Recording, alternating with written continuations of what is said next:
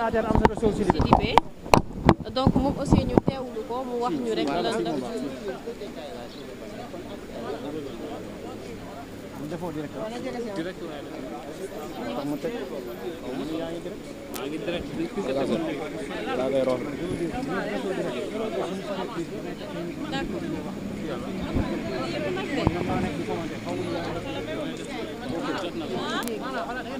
yow da ngay fexe ñu seetu ko boo mu avancé ñun ñu pousse.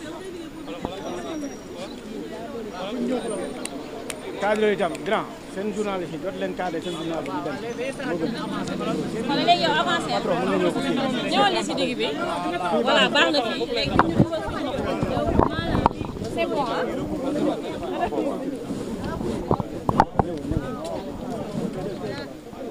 Mala c'est bon ko. cadreur yi pare ngeen xaaral ñee pare. yow mën nga def daal présentation sérieux waaye. ñëwal tuuti ñëwal. mi ngi nii. c'est bon pour tout le monde léegi.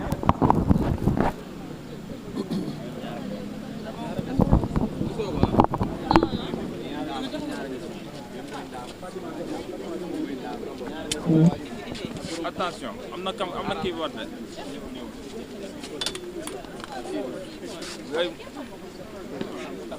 Jee da nga koy jox mu teg ko si waaw voilà.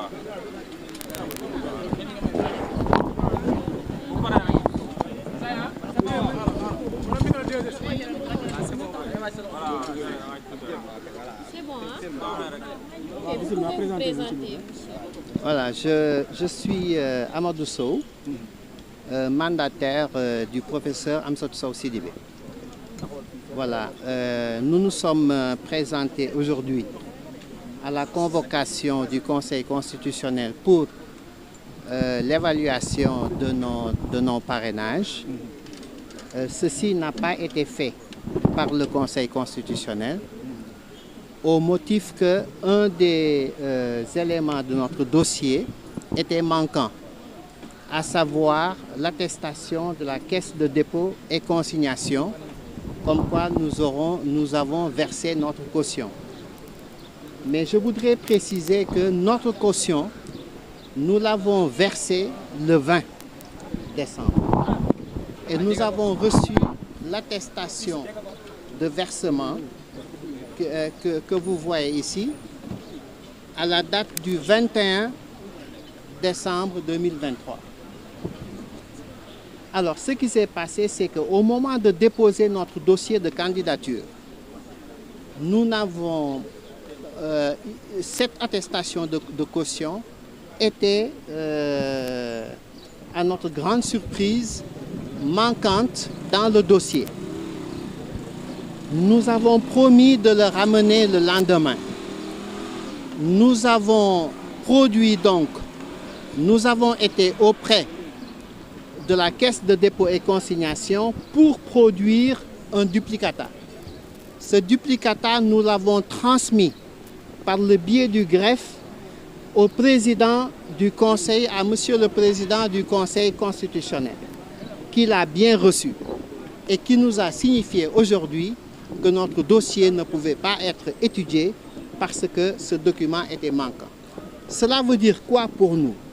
Cela veut dire que cette décision de rejeter le dossier de candidature du professeur Amsatou Sow Sidibé est basée exclusivement sur un motif de forme et que le Conseil constitutionnel, garant de la loi fondamentale dans notre pays, qui est censé à chaque fois retourner dans le fond des choses pour donner une signification substantielle, la signification substantielle à ces actes et au processus en cours dans le cadre de notre jeu démocratique, s'est contenté de formuler une décision exclusivement basée sur une problématique de forme.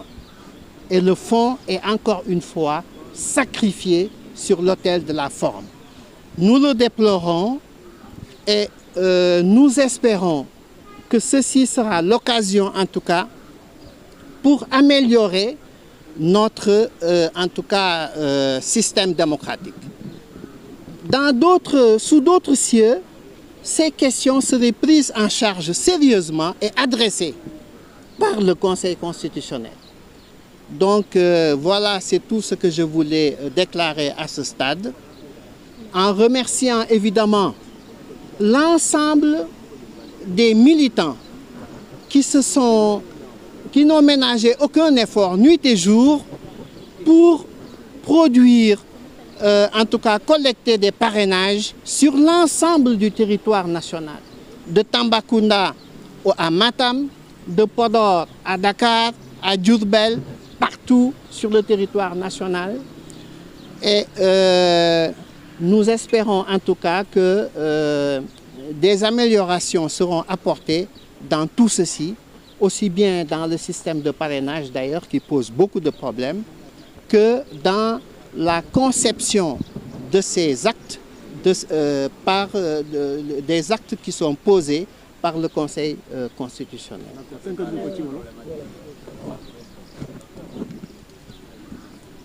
Pour l'instant, en ce qui concerne une éventuelle réclamation, nous allons nous concerter. Je sors d'ici et je n'ai pas encore rencontré le staff de Mme Amsatou Sow Sidibé et elle-même, on ne l'a pas encore rencontré. Nous allons en discuter. waaye si tënk si wolof tey ñu agsi nañu ba conseil constitutionnel ngir tontu si convocation biñ ñu jox pour ñu ñëw saytu suñuy parrainage waaye bi ñu duggee ci salle bi président conseil constitutionnel li mu ñu wax mooy dossier bi manqué élément bi manqué woon si dossier bi maanaam attestation caisse de dépôt et consignation moo tax mënuñu xool suñuy parrainage ñun nag ci saa si xamal nañ ko ni tey conseil constitutionnel su jëlee boobu décision mu ngi ko wekk ci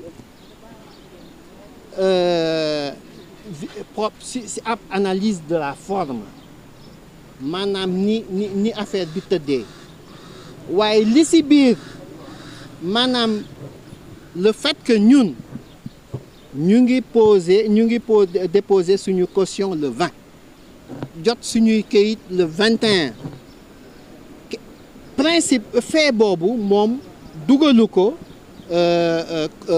pour sukkandiku ci pour jël décision ñuy déplorer nag ñuy vraiment rafetlu wuñu le fait que ñu privilégier la forme sur le fond pour une institution aussi disons stratégique et nga xam ni moom mooy aar suñuy loi fondamentale nga xam ni ci fond la war di sukkandiku régulièrement tey dafa sukkandiku sur une simple question de forme donc ñu koy naxarlu di ko ñàkk rafetlu waaw côté su dee mbirum réclamation nag dinañu toog seet ak entourage yu professeur Amsatou Sow ay collaborateurs am suñu yeneen collègues yi ñu xool ban taxawaay la ñuy am ci question boobu.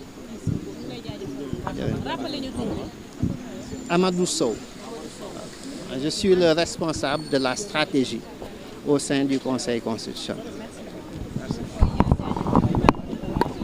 dégg ngeen